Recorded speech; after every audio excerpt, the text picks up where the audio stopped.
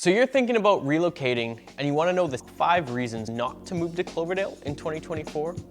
Well, you've come to the right place. I'm Skyler, your trusted realtor and local guide in Cloverdale. In this video, we'll be exploring some of the potential drawbacks of moving to our city, from weather conditions and the cost of living, to traffic and transportation issues, limited nightlife, and the distance to downtown Vancouver, and a slower pace of life. These are aspects you might want to consider before making the move. Now, every city has its pros and cons, and Cloverdale is no exception. The goal of this video is not to deter you, but to provide you with a realistic picture of life here.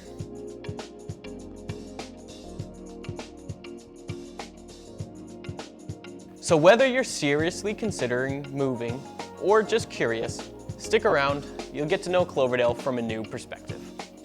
Reason number 1. The importance of understanding the real estate market. Onto real estate, a realm of its own. I've gathered some key nuances about Cloverdale's real estate market that could have eased my transition.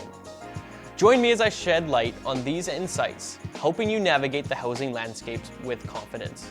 My question for you is, what are you looking for when considering Cloverdale? Is it finding a forever home? Maybe an investment? These 2 questions are important to consider when moving to Cloverdale, and they do not necessarily need to be separate from one another. The main factor that will influence Cloverdale in the coming years is the extension of the SkyTrain. There will be 3 SkyTrain stations, one on 184th Street, 190th, and 196th Street, running down Fraser Highway. This is where the 2 questions come into play. For investment purposes, the land around these stations will become very valuable as demand in the area increases as the city assigns higher density to the land. However, if you were planning on never moving again, I'd be extremely cautious purchasing property close to Fraser Highway. The SkyTrain will bring large amounts of noise, not only during construction, but once it is operational, both day and night. Something to also consider is your resale value. If you are buying a property, something now, which faces Fraser Highway, and planning on selling in 5 years down the line, you might be in for a surprise when your property becomes very difficult to sell. These are very important things to consider when moving to Cloverdale, and it is imperative that you work with someone that understands the future potential of your home. Reason number 2, traffic patterns. Vancouver is well known for its mind-numbing traffic that extends its way to Cloverdale. There are 4 main times of day to be cautious of to avoid wasting unneeded time commuting. Firstly, you have your main morning rush of people commuting to work. You can generally find this traffic between 7 and 9 a.m., and this will affect your highways and main streets. Secondly, you have your morning school rush, which will be normally around 9 to 9:30. I would recommend being cautious of any streets that run as a main entrances for schools.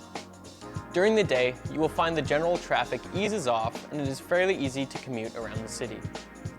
Once 3 o'clock hits, you will have your leaving school traffic until roughly 3:30 and returning from work, which will end around 6:30. Reason number 3, the weather can be unpredictable. The weather. Who doesn't like to complain about it here in BC? From sunny mornings to sudden showers, the variation can be surprising.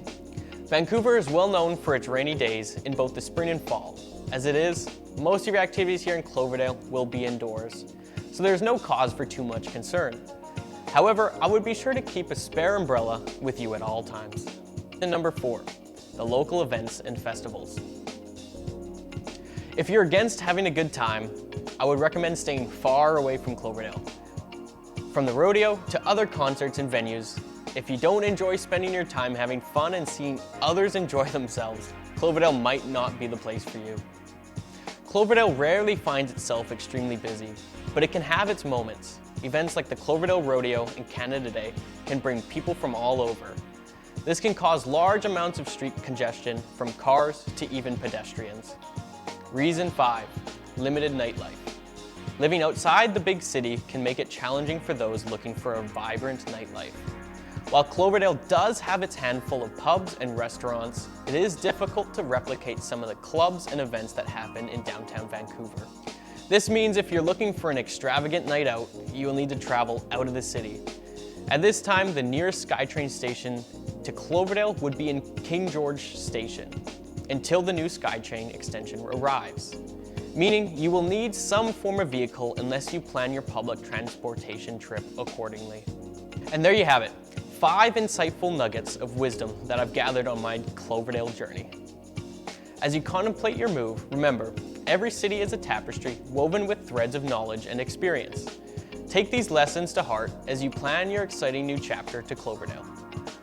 If you're intrigued and eager to know more about Cloverdale or have any real estate inquiries, don't hesitate to reach out. I'm here to guide you through this exciting journey. Remember to like, subscribe, and hit the notification bell so you're always in the loop. Thanks for joining me, and until next time, happy house hunting.